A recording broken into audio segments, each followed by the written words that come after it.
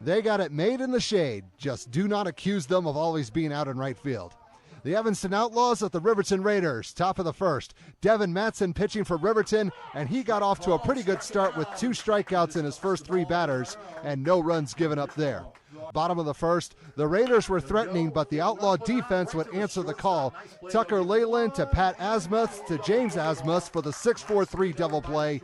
So far, this game was off to a decent start. As for Evanston pitching, they only needed 1. Ian Fisher was just getting his day started, and you will see more from him later. Top of the second, the visitors would load the bases. Cutter Silcox will send a fly ball to right field. This should be catchable, but the ball was lost in the sun, and that will drop for a single. Hunter Hicks scores the first run of the game, and a sacrifice fly later on would make the score 2-0. Top of the third, Riverton's outfield was having a few problems trying to find those fly balls. Here comes another one, and it will not be caught.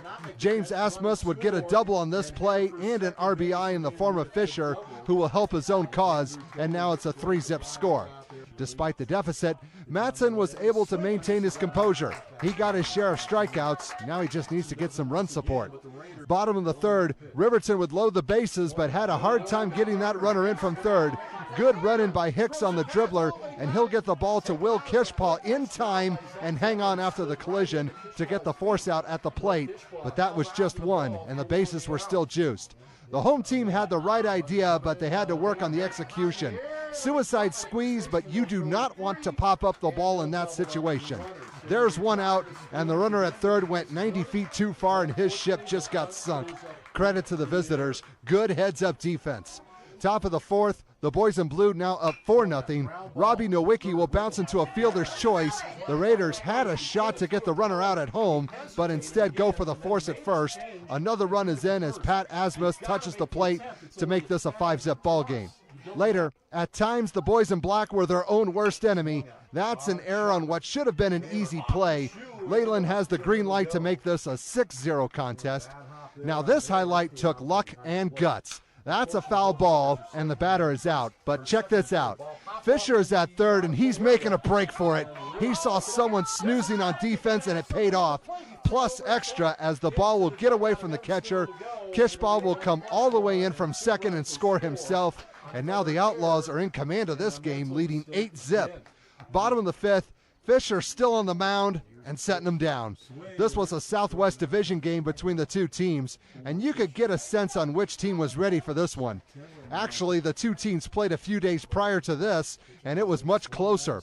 But Fisher was not in the mood to grant any mercy. Evanston just wanted to get this game over with. Top of the sixth, the plan was to get the mercy rule into effect as soon as possible. We had a hard time finding the ball in this one, but it eventually ended up in left center field. Kishpaw ended up with a double. Fisher trots in again to make the score 9-0. Next batter, Hicks. He'll tease the right field line, and that ball will stay fair. A double for himself. Kishpaw will complete his trip around the bags to put another run on the board, and now it's 10-zip. Next batter, James Asmush, and the mental mistakes ended up being Riverton's undoing. It's another double. Hicks is going to go home, and the Outlaws are in good shape, now leading 11-0. Bottom of the sixth, Fisher was still going, and it seemed that the longer he stayed on the mound, the better he got. The Outlaws chose well when they gave him the ball for this game. But he did make 1 or 2 mistakes, and the Raider bats would finally get something going. Josiah Washington's going to sky this ball towards right. The outfielder would take a leap of faith, and nothing was there.